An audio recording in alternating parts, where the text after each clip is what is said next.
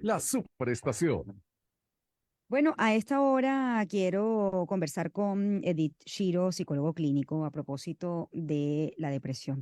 Y este tema lo quise tocar luego de la publicación que escribió Alejandro Sanz, porque bueno, este tipo de temas sí es cierto que le pone, cuando alguien público le pone rostro, llama la atención, pero el caso de Alejandro Sanz lo padecen millones de personas, ¿no? Entonces hay tantas preguntas que uno puede hacerse, sobre todo viendo la vida de Alejandro Sanz, la carrera, el talento, la creatividad, lo que aporta. Uno puede preguntarse, bueno, pero ¿por qué está deprimido Alejandro Sanz, ¿no? Con la vida que tiene, cuando hay otras tantas personas que tienen otros problemas, que quizás tuviesen motivos para sentirse así y no lo están. Entonces, si en el ánimo de juzgar es entender, bueno, ¿qué es la depresión? Y si hay diferencia entre la depresión y la tristeza. Buenos días y bienvenida, Edith. Qué gusto conversar contigo esta mañana. Hola, hola Shirley, muchísimas gracias por tenerme en tu programa y feliz de estar aquí conversando contigo, un tema tan importante. Sí, así es. Bueno, empecemos por eso, ¿no? La gente, más allá del cuestionamiento, es que la gente que no conoce qué es la depresión puede preguntarse, bueno, pero ¿de qué puede estar deprimido, triste Alejandro Sanz? Lo podría tener todo, ¿no? Claro, pero eso es siempre el mito que manejamos, ¿no? De que mientras las personas sean más famosas, más ricas, con más bienes materiales, más conocidas, que puedan tenerlo, se supone que todo, desde el punto de vista externo, entonces no deberían estar deprimidas, no se deberían enfermar, no deberían tener problemas en la vida, o sea, es como una fantasía, cuando en la realidad no es así. Y yo realmente agradezco muchísimo que gente como Alejandro Sanz y otras celebridades o personas públicas puedan compartir sus experiencias más internas desde el punto de vista de salud mental, que hasta hace muy poco ha sido muy estigmatizado, muy prohibido, muy tabú. Y bueno, poco a poco estamos viendo como la gente cada vez más está abriéndose y compartiendo este tipo de temas. La gente depresiva suele esconder que sufre de depresión.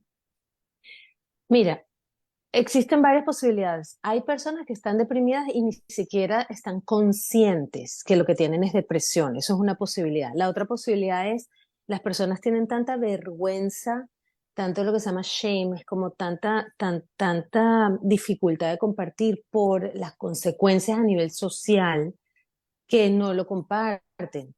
Y hay Mm. personas que, o sea, la depresión es un tema muy amplio. O sea, la depresión significa muchas cosas y tiene que ver, tiene muchas raíces. Entonces hay gente que lo llama de diferentes maneras, ¿verdad? La depresión se puede ver como ansiedad, la depresión se puede ver como trauma, la depresión se puede ver como ganas de no dormir, de no comer, de estar indiferente. O sea que también tenemos muy poca educación en el vocabulario e identificación de las emociones. La gente suele expresar que está deprimida.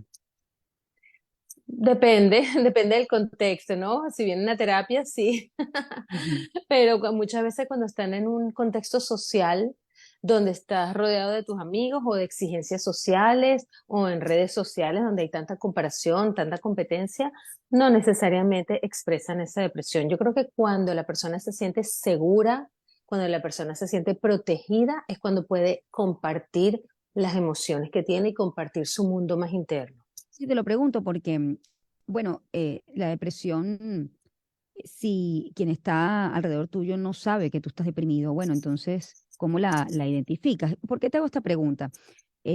Cuando una persona está deprimida puede estar socialmente y laboralmente activa, Sí, y esa e es incluso muy estar buena pregunta. deprimida.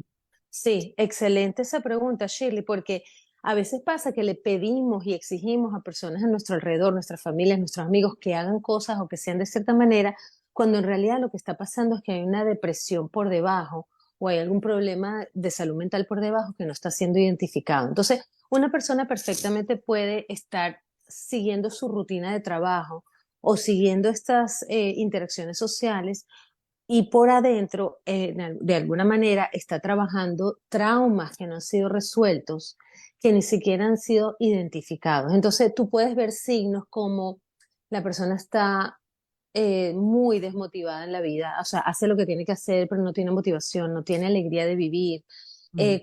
Cuando se relaciona con otras personas lo hace de una manera desganada, hace lo mínimo necesario para vivir, ves que tiene desregulaciones del sueño, duerme muy poco o duerme demasiado, come muy poco o come demasiado, no tiene iniciativas para comenzar nuevos proyectos o nuevas ideas o nuevas actividades del día a día. Son personas que les cuesta mucho conectarse con la creatividad, con la imaginación, porque están como muy cerradas y apagadas, están en un nivel como de supervivencia básico. Y a veces es difícil de notarlo, ¿no? Gente que está muy irritable, por ejemplo, la irritabilidad a veces es una manera de manifestar la depresión. No necesariamente la depresión es estar triste todo el Sí. tiempo, la depresión puede ser irritabilidad, puede ser altos niveles de ansiedad, puede ser estarse peleando con todo el mundo, puede ser estar extremadamente callado, o sea, se manifiesta de muchas maneras. Mm. Ahora, la diferencia entre depresión y tristeza, ¿no? Es decir, bueno, Ujú. puede existir una tristeza prolongada o ya cuando la tristeza es prolongada es cuando entramos en una depresión. Exacto, mira, la depresión es un rango. Y muchas veces, como no manejamos las emociones y no las identificamos de manera abierta y libre, y no es parte de nuestra educación todavía en el día a día, a veces nos equivocamos y vemos la tristeza o la reacción triste a un evento que ha pasado en la vida como un problema y una depresión. Cuando Mm. estamos hablando de depresión clínica, es un diagnóstico. Es cuando y tiene ciertos criterios de diagnóstico muy específicos. O sea, la persona tiene que tener una serie de síntomas muy específicos por más de 6 meses para dar este diagnóstico de depresión clínica. Pero cuando una persona está triste porque se te murió tu perrito, tu gatico, cuando te mudaste de casa porque te pasó algo, te cortó tu novio, o sea, es normal estar triste. Y es Mm. normal estar triste por varios días o varias semanas o hasta varios meses. Cuando se muere un ser querido, estar triste es parte del luto, parte de ese duelo. Pero a veces es muy difícil para la gente alrededor tolerar esos niveles de tristeza y más bien es incómodo para la gente alrededor, para los familiares y amigos, más que para la persona que está padeciendo la tristeza. Entonces, a veces se confunde lo que es una tristeza reactiva, normal, en el contexto que pertenece, con una depresión clínica, que ya es algo crónico, que ya tiene basamentos tal vez biológicos, psicológicos, históricos, que ya requieren otro tipo de tratamiento. Y ahora, ¿cómo se sale de una depresión? Sobre todo porque tú dijiste algo interesante, es que hay personas que lo mantienen oculto, que tienen síntomas, quizás la familia no entiende por qué la persona está irritable o por qué la persona tiene, digamos, apatía a hacer a ciertas cosas cotidianas. Pero también por otra parte está la persona que no entiende lo que le pasa y no puede dar el paso a ayudarse, ¿no? Entonces, bueno, ¿cómo te ayudamos o cómo te ayudas tú mismo? Eso es súper importante y por eso es que tener conciencia muchas veces de qué hacemos y quiénes somos en el día a día es fundamental. Cuando nos paramos por la mañana, tenemos que hacer como un scan en el cuerpo. O sea, es una responsabilidad de cada uno de nosotros como adultos, ¿no? De poder ver qué nos está pasando y cuál es nuestra reactividad. Porque regular las emociones es parte del aprendizaje de cómo podemos manejar todo esto. Entonces, si estás todos los días siendo reactiva, si te ves que todo te molesta, si ves que estás desganada y apática, haz una pausa, ve a ver, haz una pregunta, ¿qué está pasando? Porque no es lo que realmente debería ser la vida cotidiana. ¿Cómo lo estás viendo? ¿Hay algo que te está molestando? ¿Hay algo que estás descubriendo en ti que a lo mejor no sabías que tenías? Tal vez hay una memoria, algún recuerdo, algún tema, tal vez hasta de la infancia. Que está surgiendo ahora, alguna relación que estás teniendo que te está molestando, pero ese momento de evaluarse uno mismo y de ver, ok, ¿por qué estoy reaccionando como estoy reaccionando?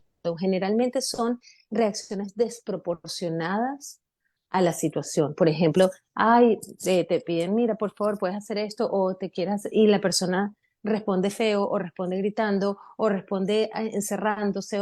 Cuando nuestros adolescentes, nuestros niños están encerrados en el cuarto todo el día y no quieren interactuar. O sea, hacer una pausa y decir, a ver, ¿qué más está pasando? No es solamente que la persona es malcriada o que la persona está de mal humor o que Es hay floja, algo que es o es floja. floja, ¿verdad? O es floja o no le da la gana, ¿no? Muchas veces hay unas capas por debajo de eso que son extremadamente importantes de hacer la pausa y realmente tener la curiosidad de ver de qué se trata, porque sí tiene solución, sí tiene tratamiento, sí tiene posibilidad de salir adelante. Entonces es importantísimo identificarlo. El tema del tratamiento, ¿no? Se necesita, juro, de farmacología para poder salir de la depresión, sobre todo el tiempo, porque yo supongo que hay herramientas para que uno pueda salir de la depresión sin fármaco, pero ¿cuánto tiempo puede tomarlo, ¿no? Sin tener ayuda? Claro, más que el tiempo es qué es lo que estás haciendo al respecto. O sea, hoy en día sabemos que los niveles bajos de serotonina, por ejemplo, a nivel fisiológico, causan más depresión. Hay una serie de criterios fisiológicos en el cuerpo que indican niveles altos de depresión. Pero también es verdad que no solamente la farmacología, no solamente los antidepresivos, son los que atienden a estos niveles bajos de serotonina. Por ejemplo, Shirley, cuando hacemos ejercicios consistentes y constantes, sube los niveles de serotonina. Cuando comemos bien, cuando dormimos bien, o sea, la gente no le da importancia al dormir. Cuando el dormir es interrumpido, es poco, no descansas, en verdad, puedes llegar hasta una psicosis. O sea, hay ciertos elementos que se pueden hacer que están en nuestras manos que ayudan muchísimo con la salud y con la salud mental. Hay otra cosa, de estar en interacción con otras personas. No solamente digo ir a terapia para hablar con alguien. Siéntate y háblate con una amiga, ten una buena relación, ten una interacción positiva cada día. Otra cosa que ayuda muchísimo, esté en contacto con la naturaleza, sal para el parque, conéctate con el agua, con la tierra, con el viento, ¿sabes? Estas son maneras de regenerar el sistema nervioso, porque Sí. nuestro sistema nervioso es el que se afecta y el que está en constante alerta cuando estamos en depresión. Y es como una desesperanza que después cuando se vuelve crónica, llegamos a estos niveles altos de depresión que hasta hay gente que puede llegar al suicidio, ¿no? Pero es porque es como si la maquinaria que tenemos no ha sido regenerada, no ha sido reseteada, no ha sido cuidada y entonces ya está como que andando en sus últimas, más o menos así, ¿no? Yo creo que es importante, sobre todo tomando el caso de Alejandro Sanz y también tomando lo que has dicho, Edith, estoy conversando con la doctora Edith Shiro, psicólogo clínico, em, que la depresión no depende del estrato socioeconómico que tengas. Creo que es importante resaltar eso, ni tampoco la vida tan afortunada o desafortunada que tengas, ni los bienes materiales que tengas o que no tengas, ¿no? Eh, Muchísimo más importante es cómo has cultivado tu vida interior. O sea, personas, por ejemplo, hay estudios interesantísimos de personas que meditan todos los días, que no solamente mantienen un nivel de vida más estable y más tranquilo, sino que hasta fisiológicamente tienen más regulados las partes del cerebro, las partes del sistema nervioso que ayudan a proteger y a mantener una buena salud mental. Entonces, más allá de tal vez el estatus social, la educación, los bienes materiales, esas herramientas que podemos desarrollar en el día a día para cultivar nuestra salud mental es realmente fundamental para no llegar a niveles altos de depresión. sí. Lo otro es también, bueno, el hecho de hacerlo público, ¿no? Em, que de alguna manera es, más allá que Alejandro Sanz sea una figura pública y lo haya dicho en sus redes sociales, es bueno, una persona común que lo diga, que lo exprese, qué tan beneficioso puede ser para la gente que está alrededor y para la persona misma. Mire, yo tengo con respecto a esto de poner un text, o sea, poner en las redes sociales este mensaje. Creo que es importante, tengo como un poquito de respuesta controversial, porque por un lado soy la primera que apoyo, hablemos de salud mental, abrimos este tema, que no sea tabú, que no sea estigma, y lo agradezco muchísimo de personas de que tienen la plataforma para hacerlo. Pero también creo que es importante ver el contexto, la intención y el propósito de hacerlo, porque cuando una persona como Alejandro Sanz pone algo así, y lo leen millones de personas y dicen, ah, bueno, pero si él está así, está tan triste, está tan deprimido, está que no quiere seguir viviendo, ¿qué me queda a mí? ¿Verdad? Porque entonces eso puede tener como un doble efecto, puede tener el efecto de que, ay, qué bueno, me puedo identificar con Alejandro Sanz y si él lo puede hacer yo también, pero por el otro lado dice, bueno, qué desesperanza, qué desilusión, qué me queda a mí, ¿verdad? Es como que si él no lo puede hacer, yo menos. Entonces, sí es muy importante la responsabilidad de eso que se comparte y decir, estoy mal tal vez, pero mira lo que estoy haciendo para mejorar o mira lo que propongo